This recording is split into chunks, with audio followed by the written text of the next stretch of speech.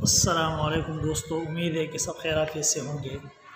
حضرت سلیمان علیہ السلام کے پاس ایک شخص آیا اور کہا میرے سے کوئی مرغیاں چراتا ہے، میرے مرغے جو ہے وہ کوئی چوری کر لیتا ہے۔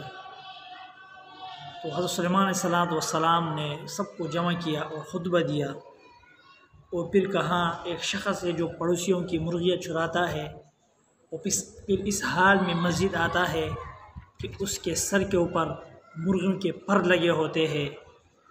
تو جو چور تھا اس نے ایک دم اپنے سر پر اس طرح ہاتھ رکھا خوف کی وجہ سے۔ تو سلیمان علیہ السلام نے حکم دیا اس کو پکڑ لو، یہی چور ہے۔ تو سب کے سامنے چور کو بھی نقاب کر دیا۔ یہ اس کی ذہانت یعنی ذہن تیز ہونے کا ایک واقعہ ہے، ذہین ہونے کی ایک علامت ہے کہ اللہ رب العالمین نے اس کو کس طرح ذہن دیا تھا، کس طرح بات اس کے ذہن میں ڈال لی کہ اس نے کہی اور چور پکڑا گیا۔ حالانکہ اس کے سر کے اوپر بال نہیں تھا، پر نہیں لگا تھا مرغی کا، مگر سلیمان علیہ السلام معلوم کرنا چاہ رہے تھے کہ کس نے چوری کی ہے، ان سب میں چور کون ہے۔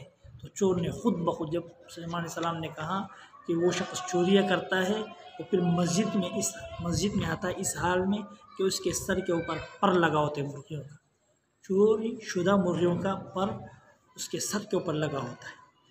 تو اس نے ایک دم اپنے سر کے اوپر ہاتھ رکھا کہ مرغی تو میں چوری کرتا ہوں، ہو سکتا ہے اس پر میرے سر کے اوپر لگا ہو۔ جیسے سر کے اوپر اس طرح ہاتھ رکھا تو سلیمان علیہ السلام نے حکم دیا پکڑ لو، چور یہی ہے۔ تو جب اس کو پکڑا گیا، اسے جب معلوم کیا گیا تو وہی چور نکلا، مرغا چرانے والا وہی شخص تھا، اس نے اپنے سر کے اوپر ہاتھ رکھا تھا۔ تو یہ سلیمان علیہ السلام کی ذہانت کا واقعہ ہے۔